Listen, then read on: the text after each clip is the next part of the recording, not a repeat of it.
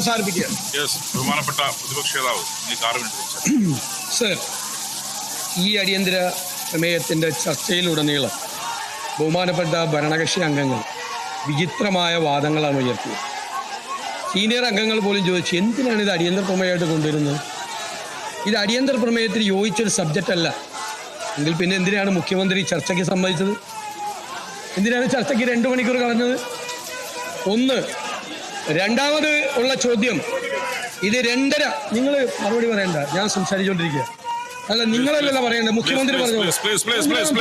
എന്നെ തടസ്സപ്പെടുത്തരുത്, തടസ്സപ്പെടുത്തരുത്. നിങ്ങൾ ഒരു സീനിയർ ആയിട്ടുള്ള ആളാ, തടസ്സപ്പെടുത്തരുത്. അത് ശരിയല്ല. ഞാൻ അങ്ങനെ വേണ്ട. സംസാരിച്ചോ. 2.5 വർഷം മുമ്പ് നടന്ന സംഭവത്തിന് എന്തിനാണ് സഭയിൽ കൊണ്ടുവരുന്നത്?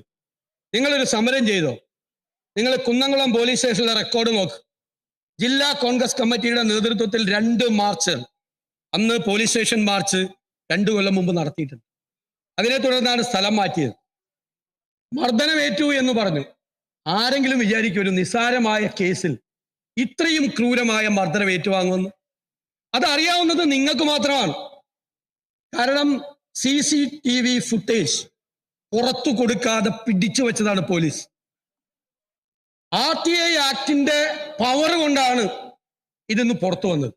ഇല്ലെങ്കിൽ ഇപ്പോഴും പുറത്തു വരില്ല. ഇപ്പോഴും നമ്മൾ ആരും ഇത് വിശ്വസിക്കില്ല. എന്തൊരു ക്രൂരമായ മർദ്ദനം! അത് കേട്ടിട്ട് അത് നിയമസഭയിൽ കൊണ്ടുവരണ്ടേ? മാധ്യമങ്ങൾ രാവിലെ കൊടുത്തു. മാധ്യമങ്ങൾ ആയിട്ട് നെക്സസ് ആണ്. എന്തൊക്കെയാ പറഞ്ഞത്? ഇത് സാമാന്യ ബുദ്ധിയുള്ള അരിയാഹാരം കഴിക്കുന്ന എല്ലാവരും അറിയില്ല ഇത് പ്രതിപക്ഷം ഇത് കൊണ്ടുവരും. ഈ നിയമസഭയിൽ ഈ വിഷയം കൊണ്ടുവരാതിരിക്കാൻ കഴിയോ? ഇത് കണ്ടു കഴിഞ്ഞാൽ ചങ്ക് പറഞ്ഞു പോവില്ലേ? ഒരു ചെറുപ്പക്കാരനെ പോലീസ് സ്റ്റേഷനിലിട്ട് 4-5 പേര് ക്രൂരമായി മർദ്ദിച്ചു.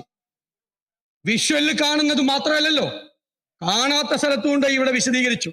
കാണാത്ത സ്ഥലത്ത് കൊണ്ടുപോയി ക്രൂരമായി മർദ്ദിച്ചു. ഇതിനെ ന്യായീകരിക്കാൻ പറ്റുമോ ആർക്കെങ്കിലും? അതിനെയാണോ ന്യായീകരിക്കുന്നത്? എന്നിട്ട് അയാൾക്ക് കേസുണ്ട്, കുറെ കേസ്. എന്തൊക്കെയാ കേസ്? കൊറോണ കാലത്ത് കുന്നംകുളത്ത് ജാഥ നയിച്ചു. കൊറോണ കാലത്ത് ഇന്ധനവില വർധനവിനെതിരായി റോഡ് ഉപരോധം, ക്രമസമാധാന പ്രശ്നം മുന്നിൽ കണ്ട് പ്രിവന്റീവ് ഡീറ്റൻഷൻ, കുന്നംകുളം MLA മൊയ്തീന്റെ വീട്ടിൽ റെയ്ഡ് നടന്നത് അറിഞ്ഞെത്തിയതിന്, സംശയാസ്പദമായി കണ്ടതിൽ വെച്ച് ജാഥ നടത്തിയതിന്, ഇതൊക്കെ ഇവിടെ ഇരിക്കുന്ന എത്ര പേർക്ക്, ഞങ്ങൾക്കെതിരെ എത്ര പേർക്കെതിരെ കേസുണ്ട്? ഞങ്ങളെ കൊണ്ടുപോയി പോലീസ് സ്റ്റേഷനിൽ കൊണ്ടുപോയി ഇതുപോലെ മർദ്ദിക്കുവോ? ക്രൂരമായി. നിസ്സാരമായ കാരണത്തിൽ കൊണ്ടുപോയാണ്. ഒരു കൊലപാതകിയല്ല, ഒരു തീവ്രവാദിയല്ല, പോലീസിനെ കയ്യേറ്റം ചെയ്തിട്ടില്ല. മദ്യപിച്ചു എന്ന് കള്ളക്കേസുണ്ടാക്കി. പരിശോധിച്ചപ്പോൾ മദ്യപിച്ചിട്ടില്ല എന്ന് പറഞ്ഞു. ഒരു കുഞ്ഞിനെയല്ലേ നിങ്ങൾ, വല്ലോന്റെ മക്കളല്ലേ? എന്നിട്ട് അതിനെ വന്ന് ന്യായീകരിക്കുകയാണ് നിങ്ങൾ. ഒരു നാണവുമില്ല. ഈ ക്രൂരമായ മർദ്ദനത്തെ നിങ്ങൾ ന്യായീകരിക്കുകയാണ്. അതാണ് നിങ്ങൾ ചെയ്തത്, അതാണ് നിങ്ങൾ ചെയ്തുകൊണ്ടിരിക്കുന്നത്. സർ, ഈ ദൃശ്യങ്ങൾ പുറത്തു വന്നപ്പോഴല്ലേ എന്നെ തടസ്സപ്പെടുത്തിയ മുഖ്യമന്ത്രി സംസാരിക്കില്ല. എന്നെ തടസ്സപ്പെടുത്തിയ മുഖ്യമന്ത്രിയോട് സംസാരിക്കില്ല. മുഖ്യമന്ത്രി തടസ്സപ്പെടുത്തിയ അങ്ങ് സംസാരിക്കേ പ്ലീസ്. അങ്ങ് സംസാരിക്കേ പ്ലീസ്. അവിടെ ഇരിക്ക്. സാറേ, പോലീസിനെ തിരുത്താനല്ല നിങ്ങൾ ശ്രമിച്ചത്. നിങ്ങൾ ഈ ദൃശ്യങ്ങൾ പിടിച്ചു വെക്കാനാണ് ശ്രമിച്ചത്. സാർ, ഈ ദൃശ്യം പുറത്തു വന്നതോടുകൂടി എത്ര ദൃശ്യങ്ങളാണ് പിന്നീട് പുറത്തേക്ക് വന്നത്? എത്ര പരാതികളാണ് പുറത്തേക്ക് വന്നത്? ഇവിടെ പറഞ്ഞല്ലോ, കുന്നംകുളത്ത് പീച്ചിയിൽ നിങ്ങളുടെ LC സെക്രട്ടറിയുടെ കരണക്കുറ്റിക്കിട്ടല്ലേ പോലീസ് അടിച്ചത്? എന്നിട്ട് ഏരിയ സെക്രട്ടറി വന്നിട്ട് മാറ്റിയ പരാതിയില്ല. ആ പാവം പറയും, എന്നെ മാറ്റിക്കൊള്ളാൻ പറഞ്ഞു LC സെക്രട്ടറി സ്ഥാനത്ത് നിന്ന്. എന്റെ കരണക്കുറ്റിക്ക് ഒത്തുതീർപ്പിന് പോയതാ പോലീസ് സ്റ്റേഷനിൽ. മൂവാറ്റുപുഴയുടെ കാര്യം മാത്യു കൊൽനാടൻ പറഞ്ഞു. കോഴിക്കോട് ലീഗ് നേതാവിന്റെ കരണത്തടിക്കുന്ന ദൃശ്യങ്ങൾ വന്നു. തിരുവനന്തപുരത്ത് പാവപ്പെട്ട ഒരു സ്ത്രീയെ കക്കൂസിന് വെള്ളം എടുത്ത് കുടിക്കാൻ ഒരു ദളിത് സ്ത്രീയോട് പറഞ്ഞ നാണം കെട്ട പോലീസാണ് നിങ്ങളുടെ. 20 മണിക്കൂർ പോലീസ് സ്റ്റേഷനിൽ നിരപരാധിയായൊരു ദളിത് യുവതിയെ ഇരുത്തിയിട്ട് വെള്ളം കുടിക്കാൻ ചോദിച്ചപ്പോ കക്കൂസിൽ പോയി വെള്ളം എടുത്ത് കുടിക്കാൻ പറഞ്ഞ നാണം കെട്ട പോലീസാണ് നിങ്ങളുടെ പോലീസ്. നാണം കെട്ട പോലീസ്. നിങ്ങള് അരിമ്പൂരിൽ, പിന്നെ അന്തിക്കാട് ഓർത്തിൽ കരിക്ക് ചുരുട്ടിയിട്ട് ഇടിച്ചത് ഇവൻ ആരാണ്? ആക്ഷൻ ഹീറോ ബിജുവോ? സിനിമയിൽ കാണുന്നത് പോലെ കരിക്ക് കെട്ടിയിട്ടാണ്. നിസ്സാര കേസിലാണ് ചിറയൻകീഴിൽ പെപ്പർ സ്പ്രേ. നിങ്ങൾ എന്നു മുതലാണ് കരിക്കും പെപ്പർ സ്പ്രേയും പോലീസിന്റെ ആയുധമാക്കി അംഗീകരിച്ചത്? പാവപ്പെട്ട നിരപരാധികളായ സാധാരണക്കാരായ മനുഷ്യരാണ് പോലീസ് സ്റ്റേഷനിൽ വെച്ച് പീഡിപ്പിച്ചത്.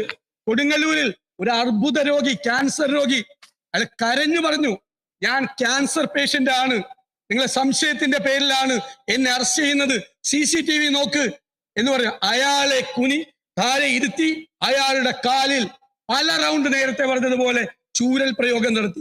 ക്യാൻസർ പേഷ്യന്റ് ആണ് എന്ന് പറഞ്ഞിട്ട്. അടൂരിൽ നിങ്ങളുടെ DYFIയുടെ മേഖലാ സെക്രട്ടറി അല്ലേ 2 മണിക്കൂർ കൊണ്ട് ഒരു കള്ളക്കേസെടുത്ത് സ്റ്റേഷനിൽ കൊണ്ടുപോയി ക്രൂരമായി മർദ്ദിച്ചത്. ആ മേഖലാ സെക്രട്ടറിയുടെ അപ്പനും അമ്മയും പറഞ്ഞെന്താ?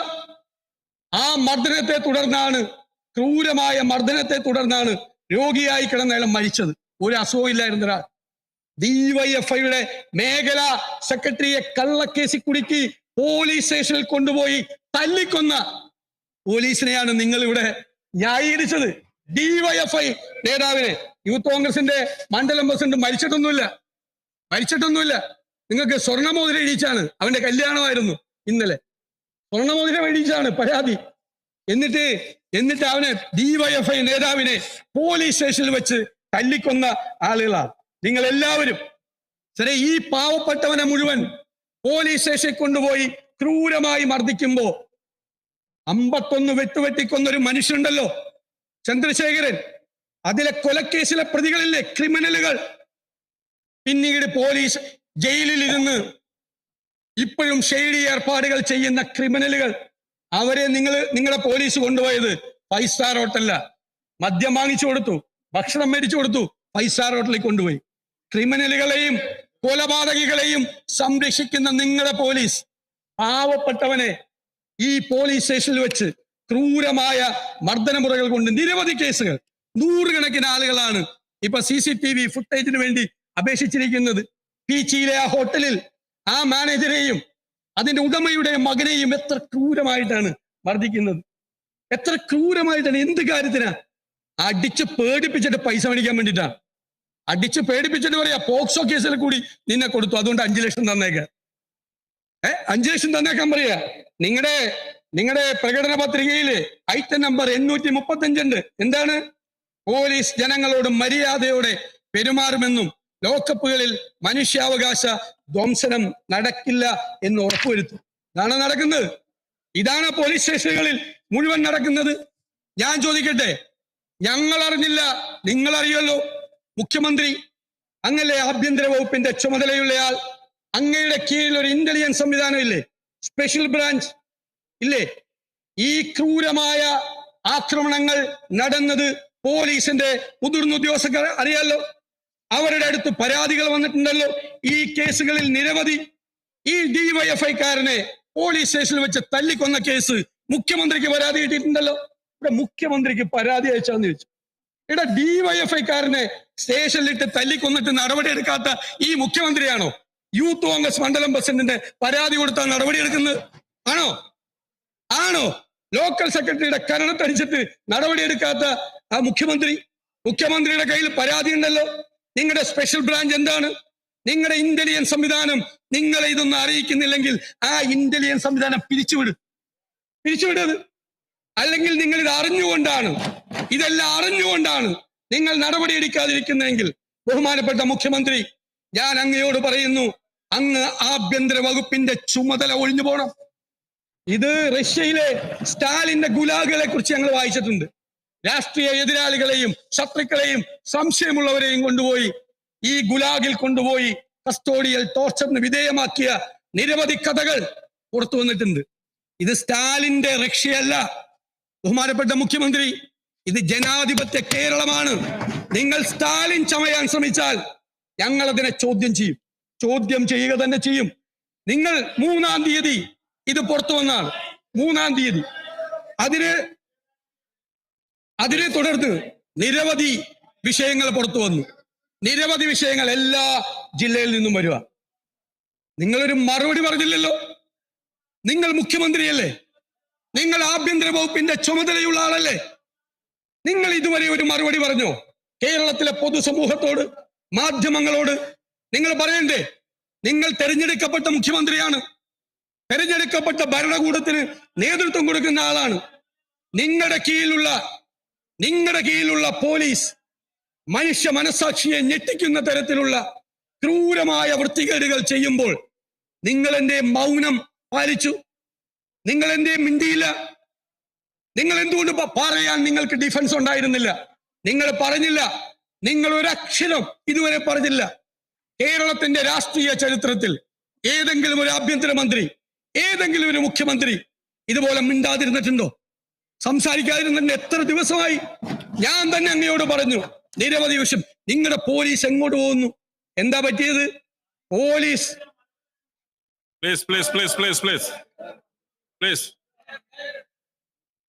സർ, പോലീസ് ഒരു ഫോഴ്സാണ്. ആർമി പോലെയൊക്കെയുള്ള ഒരു ഫോഴ്സാണ്. ഒരു അർദ്ധ സൈനിക സംവിധാനം പോലെയാണ് പോലീസ്. പോലീസ് ഒരു ഫോഴ്സ് എന്ന് പറയുന്നത് അതിനൊരു ഹൈറാർക്കി ഉണ്ട്. സാർ, ആ ഹൈറാർക്കി കേരളത്തിലെ പോലീസിൽ പ്രവർത്തിക്കുന്നുണ്ടോ? നിങ്ങളുടെ രാഷ്ട്രീയ ഇടപെടലുകൾ, നിങ്ങളുടെ ഉപജാപക സംഘത്തിന്റെ ഇടപെടലുകൾ, ഈ DGP പറഞ്ഞാൽ SP കേൾക്കുവോ? കാരണം SP വെച്ചിരിക്കുന്ന വേറാളാ. SP പറഞ്ഞാൽ SHO കേൾക്കുവാ? SHOക്ക് കമ്മിറ്റ്മെന്റ്, അക്കൗണ്ടബിലിറ്റി വേറെ ആളുകളോടാണ്. നിങ്ങൾ ഈ 9 വർഷക്കാലം കൊണ്ട് പോലീസിന്റെ ഹൈറാർക്കി നിങ്ങൾ തകർത്ത് തരിപ്പണമാക്കി. ഇത് സ്കോട്ട്ലൻഡ് യാർഡിനെ വെല്ലുന്ന പോലീസായിരുന്നു ഒരു കാലത്ത്. നല്ല മിടുമിടുക്കന്മാരായിട്ടുള്ള പോലീസ് ഉദ്യോഗസ്ഥന്മാർ ഇപ്പോഴും ഉണ്ട് സർവീസിൽ. അവർക്ക് വല്ല കാര്യമുണ്ടോ? ഏറാൻ മൂളികൾക്ക് പ്രോത്സാഹനം കൊടുത്ത് എന്ത് വൃത്തികേട് ചെയ്യുന്നവനെയും കൊടപിടിച്ച് സംരക്ഷിക്കുകയാണ് നിങ്ങൾ പൊളിറ്റിക്കൽ പ്രൊട്ടക്ഷൻ കൊടുക്കുകയാണ്. ഞാൻ എന്റെ വീട്ടിലേക്ക് 30 പേർ മാർച്ച് ചെയ്തു കഴിഞ്ഞ ദിവസം. എന്റെ വീട്ടിലേക്ക്, എന്റെ പറവൂരിലെ വീട്ടിലേക്ക് 30 പേർ, 15 പേർ പാർട്ടിക്കാർ, 15 പേർ ക്രിമിനലുകൾ. Sir, police നോക്കിയിരിക്കുകയാണ്.